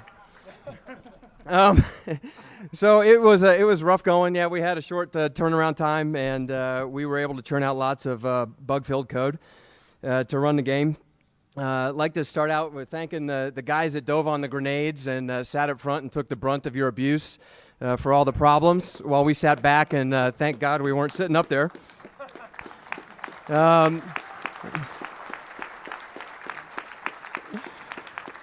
I'd like to thank the Defcon staff who worked diligently with us to help pull it off. Russ, Pyro, Teresa with the Riv, Cheryl, the Knot crew, Locke. Thanks for everything. The school team who backed us up down there. And while I'm telling a little bit about the game, I'd like to have the top 3 teams kind of congregate up here in no particular order. That's the Rutards, the Veda Gods, and Plus, if you could all start filtering up since they don't know how this turned out. So a couple months of bug-filled code in production, real quick turnaround to get the quals online. We had over 500 teams sign up for quals with over 250 teams actually submitting answers and appearing to play. From that, we took the top 9 teams. Obviously, we were totally bogus sitting there. Trying to run the show from behind the scenes. We were a little bit lofty goals, fell short on some of them. Hope to do better next year if you'll have us back. Tried to introduce a new scoring system, which was kind of commodity based. None of the breakthrough stuff. They were kind of self-valuing attacks. If you had an attack that nobody else had, that's worth a lot. If you had an attack that everybody else had, that's not worth a lot. So it kind of self-prices and works it out. It allowed for really significant jumps in the very last moments of the game, and we saw some of that after the scoreboard went dark. People dropping a lot of Ode and rapid rises to the top. So maybe a little bit of surprise as you see who the top 3 teams are if you were tracking the scoreboard all weekend. So to all the contestants, I'd like to thank you for putting up with our slop for the 3 days. I'd like to acknowledge all the 10 teams. We had a great international crowd. 5 teams from Korea, or somewhat, they seem to, most of the team members were from Korea, plus Song of Freedom, Lawler Skaters dropping from Rafflecopters, Wow Hackers, and the Sapheads, great cartoonists, those guys. 2 European teams, the Rutards and the Sexy Pandas, best name in the contest. And 2 U.S. teams, we had Shellfish and the Veda Gods. A lot of returning people, a lot of new blood. Nice to see, especially the international competition. The teams are getting bumped off the bottom with only 2 left at this point. So if you were tracking the game at all, we tried to have some displays up, a little bit cryptic. There was a great write-up on how the scoring system worked inside the front page of the program. We appreciate all the space dedicated to that. I'm not going to run down the top 10. A lot of stuff will be posted on the DD Tech site. All the packet captures will become available. A lot of statistics on scoring and attack timing and so on. And we'll try to generate kind of interesting statistics, but we'll make all that available to folks that are interested in combing through it and see how people do stuff, especially dropping busted-ass shellcode that uses every socket descriptor available. Better backdoors, guys. Okay, so... among the top 3 here, we'll start off in 3rd place, leave you a little suspense. In 3rd place, we had a plus, so great job from one of our Korean teams. Nice job down there.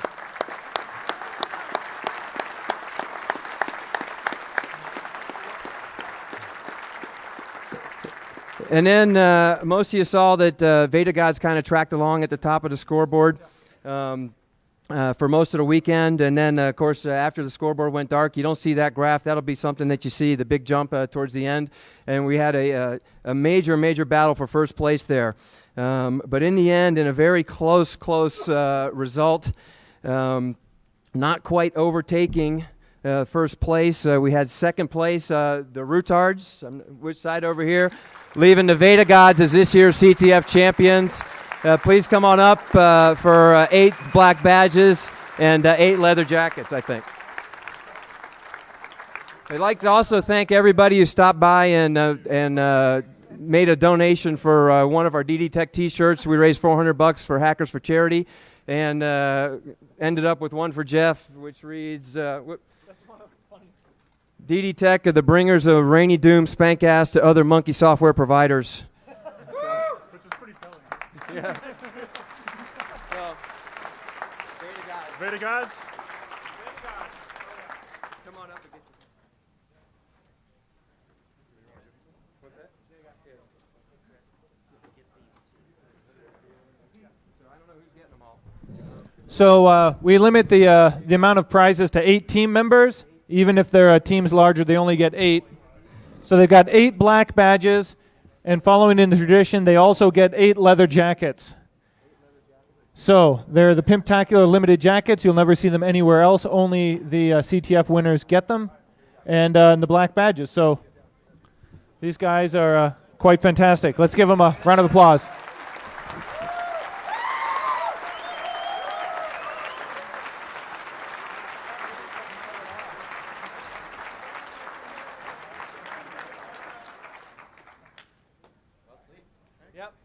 And they're automatically entered to defend their title next year. Thanks a lot. Yeah. Okay, so we're going to make one quick announcement, which is if all the department heads will meet for, and deputies will meet for debrief in 20 minutes. We're now going to do something we started with Joe Grant's badge. We're going to turn off the lights. We're going to turn them very low. DJ Jackalope is going to spin a little bit of music. We're going to hold up our badges, and we're going to get a video of all of them strobing to the beats. So if you don't want your picture taken or your face shown, hide it.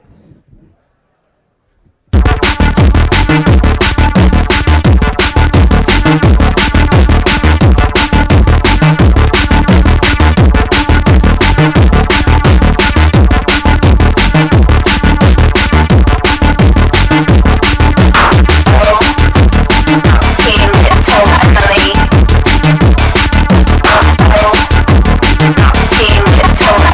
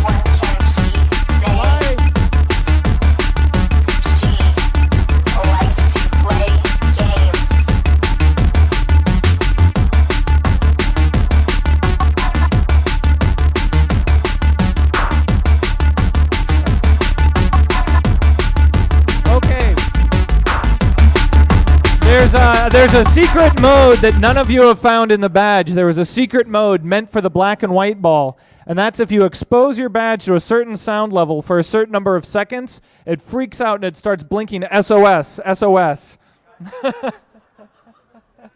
So maybe you guys will figure that out.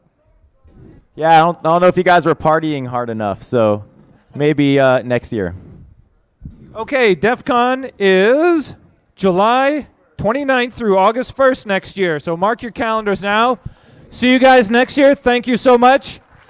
Stay away from the bees at the pool.